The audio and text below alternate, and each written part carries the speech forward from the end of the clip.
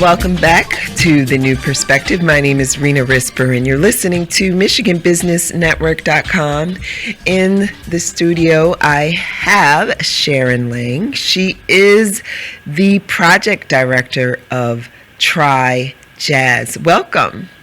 Thank you, Rena. Thank you for having me. Oh, not a problem. This is going to be so exciting because talking to you about Try Jazz was like really having a cacophony of different genres of music rushed together to, actually become one event.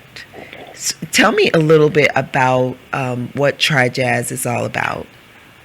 Try Jazz for us is about creating a set of musical links.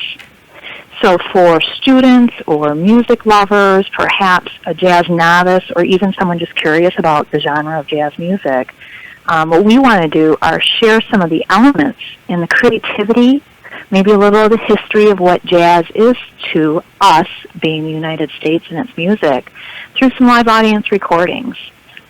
In doing that in a way where people can recognize it through genres of music that maybe they're more comfortable with, or they know more, they listen to more maybe on their radio, or have gone through and grew up listening to music forms where it sounds like blues or soul, some R&B, more popular forms, but definitely those are linked directly to a jazz heritage. It's interesting because this is going to culminate into an event, the first event, which is entitled Jazz is Blue, on Saturday, April 26th, at the Old Town Marquee. Explain how this is going to work in brief. So we're going to have how many events and over what period of time? What we're hoping in phase one is to record 4 albums over the course of a 2-year period or sooner, but for sure to be completed within 2. So the 4 genres that we'll be tackling, we'll have our first concert, which was inspired by a local amazing vocalist, Twyla Birdsong. It's called Jazz is Blue. And so it's a blues concert that has elements of jazz in it.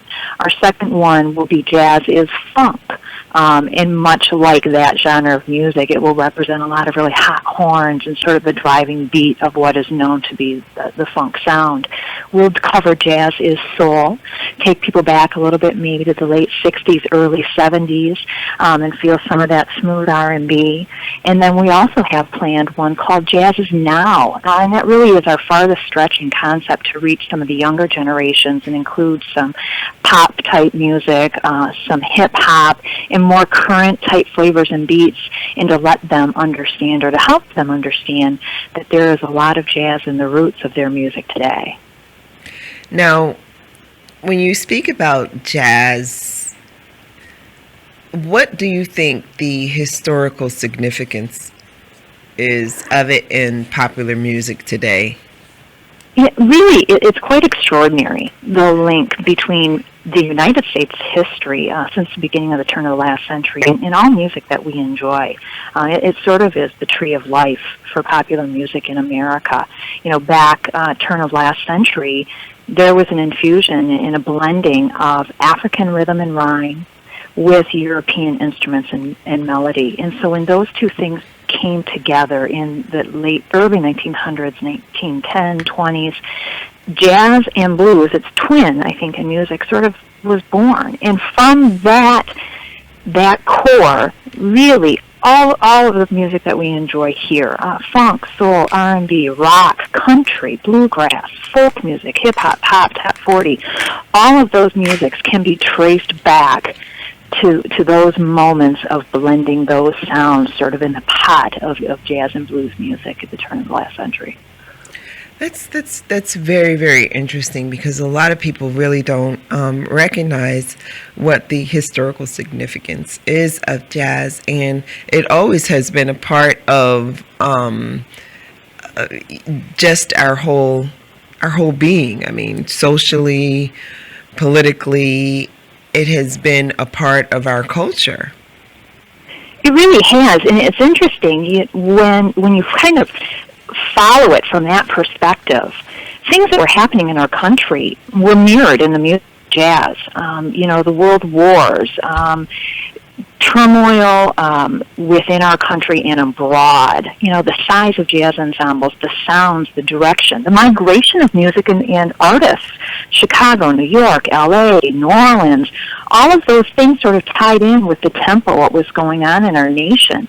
And it really is a cool historical book to reflect in a different way of approaching American history is through just the legacy of what this music was. And it was so strong. It was so strong in the marketplace and in popular America, and sort of lost its feet when rock and roll came in, which was spawned of it, oddly enough. And it's sort of taken a back seat, and this project really wants to just help people understand that this is the ancestry, this is the family tree, this is the root of all of the musics we enjoy today, and to celebrate that.